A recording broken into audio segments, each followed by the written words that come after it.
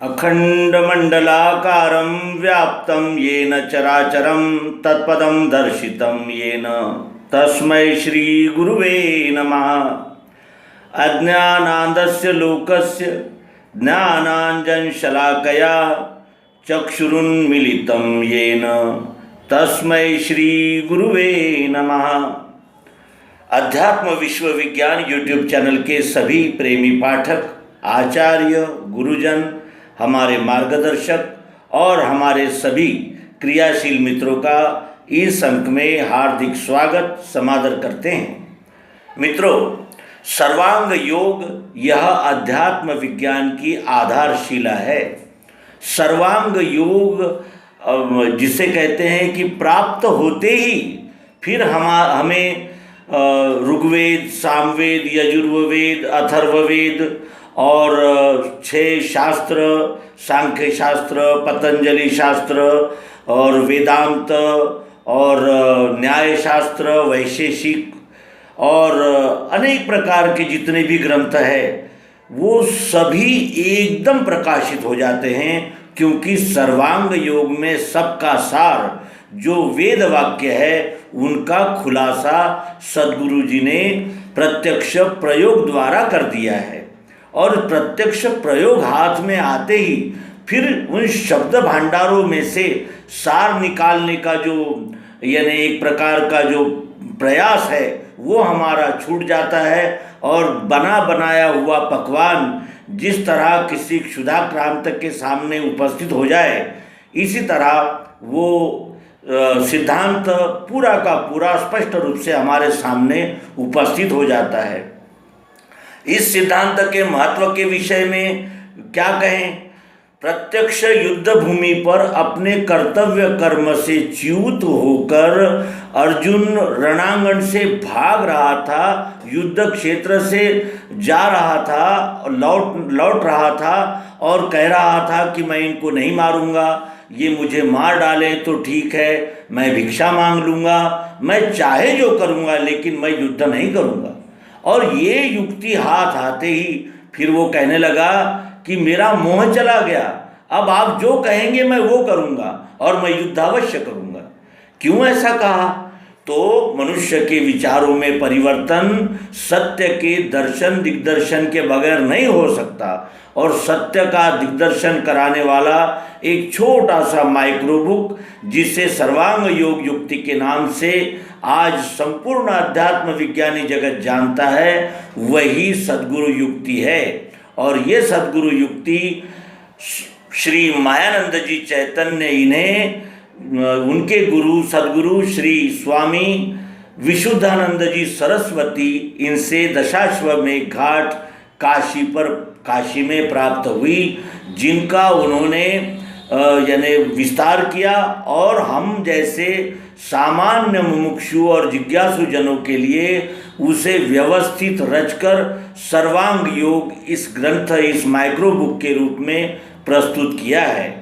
तो इस ग्रंथ का अध्ययन और मनन, चिंतन, निधिध्यासन यह इसलिए आवश्यक है क्योंकि यह यानी सारभूत है, ये गुरु कुंजी है। और ये गुरु कुंजी हाथ में आते ही धर्म, ईश्वर, कर्तव्य, मानवता और जीवन, सृष्टि, प्रकृति, इन सभी यानी विषयों का एकदम एक ही साथ खुलासा होकर हम सभी संशय भ्रमों से मुक्त हो जाते हैं और उस मोक्ष के दिशा में अग्रसर होते ही रहते हैं। और इसलिए सर्वांग योग के विषय में जहाँ जहाँ से अमृत कण प्राप्त होते हैं उनको चुनना और अपने प्रिय मित्रों के साथ साझा करना। और इस साझा करने में जैसे एक दिया दूसरे दिए को जलाता है, तो जो जिस दिए ने दूसरे दिए को प्रज्वलित किया है उसका तो कुछ बिगड़ता नहीं है, लेकिन उजाले में और बढ़ोतरी हो जाती है। तो इसी सिद्धांत को ध्यान में रखकर हम विभिन्न स्थानों से सर्वांग योग के विषय में स्पष्टीकरण रूप रत्न, मोती और विचार जिसे कहते हैं मौक्तिक चुनकर अपने पाठकों के साथ साझा करते हैं और उससे हमारा भी चिंतन मनन में सहयोग हो जाता है, और हमारे मित्रों के साथ हमने जो प्रेम का एक वादा किया है, एक प्रेम का वचन दिया है, उस वचन को निभाने में भी हमें ईश्वरीय सहायता प्राप्त होती है। तो आइए सर्वांग योग के विषय में श्री गुरु नारायण जी त्रिपाठी, इस हमारे क्रियाशील मित्र का सहयोग हमें प्राप्त हो रहा है, और उन्होंने अधिष्ठान में वस्तु और पदार्थ इत्यादि प्रकार के जो शब्द आए हैं, उन शब्दों का अध्यात्म विज्ञान दृष्टि से खुलासा लिखकर हमें प्रस्तुत किया है, और हम अपने मित्रों के लिए इस अंक में उसका वितरण करने जा रहे हैं। मित्रों, इस लेख को पढ़ने से पहले हम सर्वांग योग के इन 2 अध्यायों को ध्यानपूर्वक सुनेंगे, क्योंकि प्रत्यक्षम किम प्रमाणम। अध्याय पहला। श्री गुरु के पदों को है मेरा दंडोत प्रेम से, यही प्रेम रहे स्थायी, कृपा दृष्टि वही मिले। आचार करके ऐसा सनातन मुमुक्षु ने, किया प्रश्न गुरु बोले सिद्धांत सब वो सुनो। मैंने श्रुति स्मृति शास्त्र पुराण आदि है पढ़े, यथा विधान कर्मों को उनके करके लखा। तो भी चंचलता मेरे मन की मिटती नहीं, समाधान नहीं स्थायी वो कैसे मुझको मिले।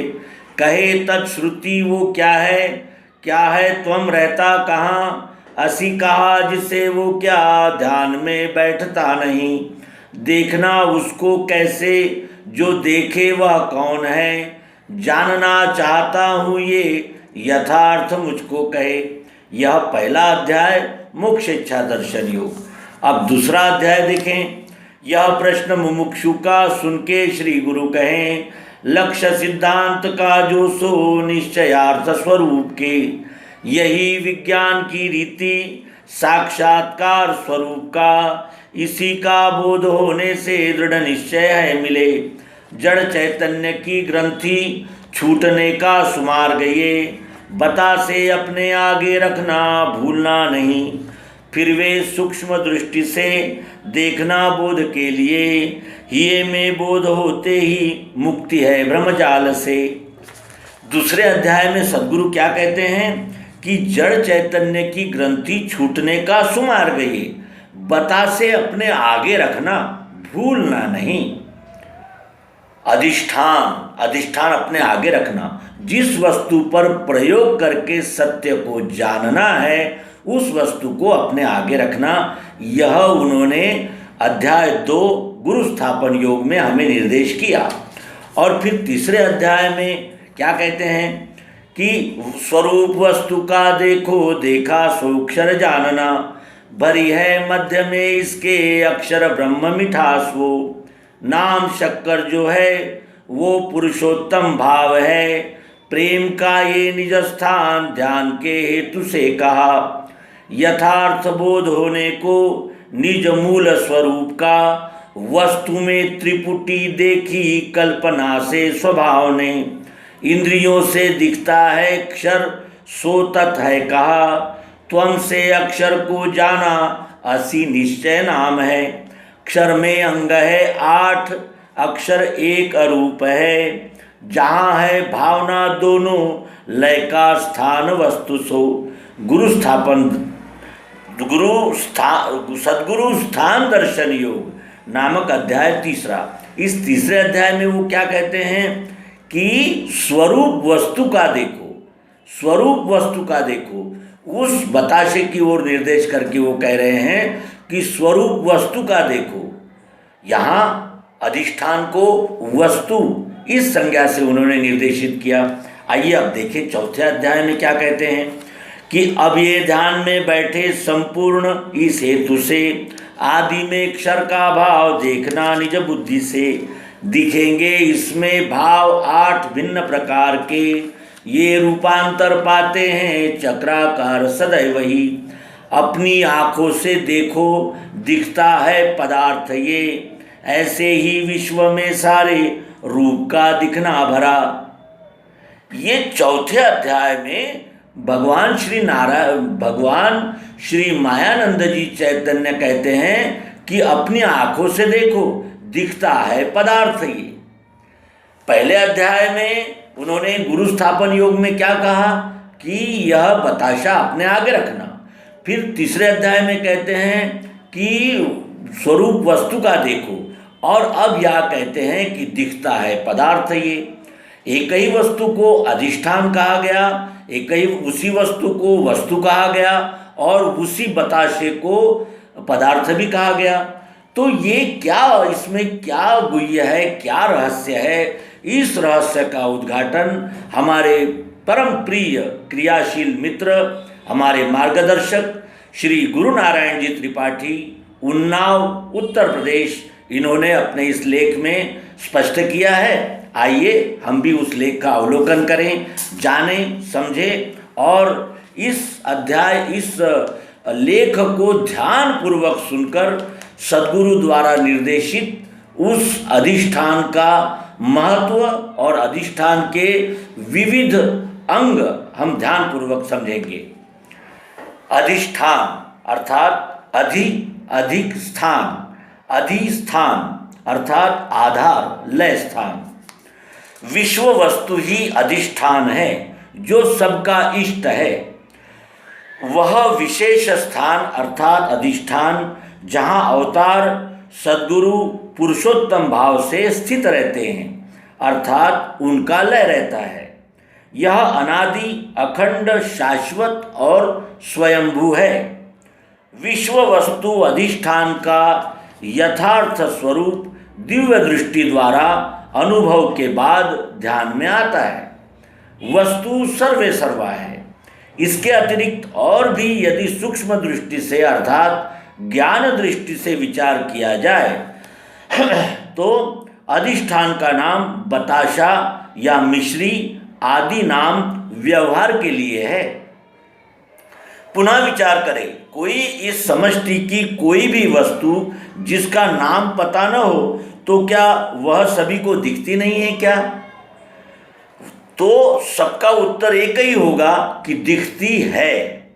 कारण दिखने वाली वस्तु है अर्थात अस्ति है। देखने वाला अर्थात मैं जीव भाव भी पहले से ही है, और जिस वस्तु को हम देख रहे हैं, जिसमें मैं तू कह रहे हैं, वह भी पहले से ही है अर्थात अस्ति है। वस्तु भी है, देखने वाले भी है, और देखने वाली दृष्टि भी है।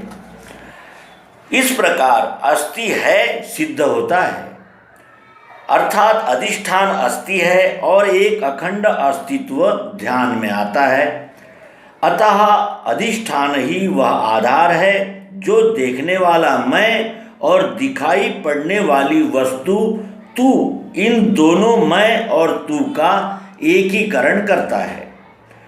इन सभी भ्रम, अब यहाँ सभी भ्रम लय हो जाते हैं। मैं तू का झगड़ा समाप्त होता है और दोनों का रुतबा एक होता है क्योंकि देखने वाली भी एक वस्तु है, दिखने वाली भी वस्तु है। वस्तु ही वस्तु को देख रही है, ये आशय है यहाँ। यही सद्गुरु की महिमा और अधिष्ठान का महत्व है।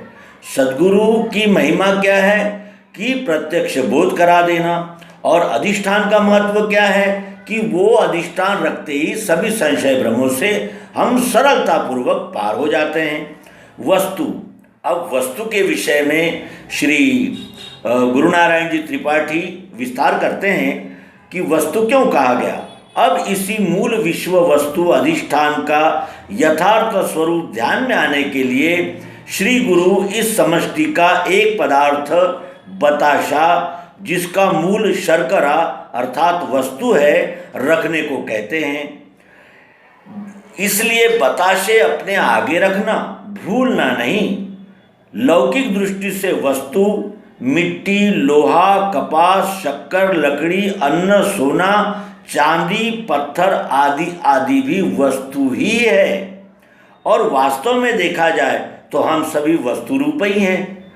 अब पदार्थ की दृष्टि से देखेंगे कि वस्तु से पदार्थ बनता है, जैसे कपास से कपड़ा, शक्कर से बताशा, लड्डू, सोना, चांदी, हीरा आदि से बनने वाले अनेक आभूषण, मिट्टी से बनने वाले अनेक प्रकार के खिलौने आदि दिखने वाले पदार्थ अक्षर का मूल दृश्य है, जो धीरे धीरे बदलता रहता है।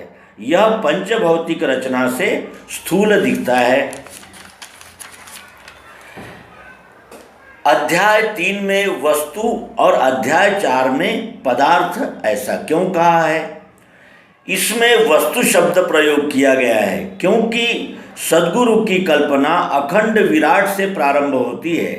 पुरुषोत्तम भाव में स्थित सद्गुरु ने इस त्रिपुटीमय विश्व वस्तु को प्रत्यक्ष करने के लिए ही इस समष्टि का ही एक पिंड अर्थात बताशा अधिष्ठान के द्वारा क्षर, अक्षर व पुरुषोत्तम की यथार्थ कल्पना प्रयोग द्वारा दर्शित की है। अर्थात वस्तु का स्वरूप जो यानी प्रत्यक्ष होता है, यह यथार्थ जानने के लिए ही सद्गुरु ने कल्पना की है, क्योंकि तत्त्वम असि यह वेदों का महावाक्य वस्तु बोध के लिए है। वेदों का महावाक्य वस्तु बोध के लिए है। और यह ध्यान रहे कि तत्त्वम असि का प्रश्न अति तीव्र अधिकारी मुमुक्षु का है, अर्थात सतोगुणी का सतोगुणी मुमुक्षु है। इसलिए जो आरत अधिकारी पावहूँ गूढ़ तत्व नहीं साधु दुरावहूँ, इस श्री रामचरितमानस का उन्होंने यहाँ उल्लेख भी किया है। इस सिद्धांत के अनुसार उपरोक्त 4 श्लोकों के माध्यम से सद्गुरु ने उस मुमुक्षु के प्रश्न का समाधान कर दिया। इसलिए इस अध्याय 3 में वस्तु इस यानी निर्देश का प्रयोग किया गया है। अध्याय 4 क्षर भाव स्थित पंचीकरणानुभव योग है। इसलिए व्यष्टि भाव में बद्ध जीव की दृष्टि पदार्थाकार होने के कारण सद्गुरु जीव दृष्टि से प्रारंभ कर क्षर में स्थित 8 अंगों द्वारा पदार्थ दृष्टि से और बुद्धि के द्वारा आत्मा मिठास का बोध कराते हुए अंत में मय का लय वस्तु में 7वें अध्याय में कराते हैं। अब अध्याय 3 तक सद्गुरु वस्तु की बात कर रहे थे और चौथे अध्याय में पदार्थ कह रहे हैं, क्योंकि चौथे अध्याय का विस्तार सतोगुण का तमोगुणी व्यक्ति और रजोगुणी और तमोगुणी के लिए है। कारण जो मतिमंद लोग हैं, जो ठोक बजाकर देखने में विश्वास करते हैं, अर्थात जीव भाव में बद्ध कलियुग का मानव, ऐसे संपूर्ण मानवता के हेतु मोक्ष का सरल सुलभ साधन प्रत्यक्ष प्रयोग द्वारा स्पष्ट होकर संपूर्ण संशय भ्रम का निराकरण हो जाता है। तो इस प्रकार हमने अधिष्ठान को वस्तु और पदार्थ ये किन किन दृष्टि को ध्यान में रखकर निर्देशित किया गया है, इसका हमने श्री गुरु नारायण जी त्रिपाठी उन्नाव उत्तर प्रदेश के लेख से बोध प्राप्त किया। मित्रों, इस अंक यानी इस लेख को हमने संकलित करके प्रस्तुत किया है और इसमें कुछ त्रुटियां जो मूल लेखक ने जो स्पष्टीकरण किया है वो कुछ छूट जाने का भी संभावना हो सकती है। आपसे प्रार्थना है कि कमेंट बॉक्स में आप अपने प्रश्न प्रस्तुत करें, जिसका निराकरण हम अपनी यथामति और अपने सभी मार्गदर्शक गुरुजनों की सहायता से आपको अवश्य प्रस्तुत करेंगे। इस प्रार्थना के साथ इस अंक को विराम देते हैं और आपसे भी प्रार्थना है कि सर्वांग योग यह सद्गुरु योग युक्ति है, इसका मनन चिंतन निधिध्यासन किए बगैर हम संशय भ्रमों से मुक्त नहीं हो सकते और इस जिसे माया जाल, भव सागर और दुखों का भंडार और परिवर्तन होने वाला अक्षर आदि नामों से आतंकित किया जाता है, इसका भी वास्तविक स्वरूप हमारे ध्यान में नहीं आ सकता। इसीलिए सर्वांग योग का अध्ययन यह हमारा प्रथम कर्तव्य होना चाहिए। यह सूचना करते हुए आप सभी का धन्यवाद प्रेषित करते हैं और इस अंक को विराम देते हैं। हमारे सभी सहयोगी मित्र और आचार्यगणों का पुनश्च धन्यवाद। नर्मदे।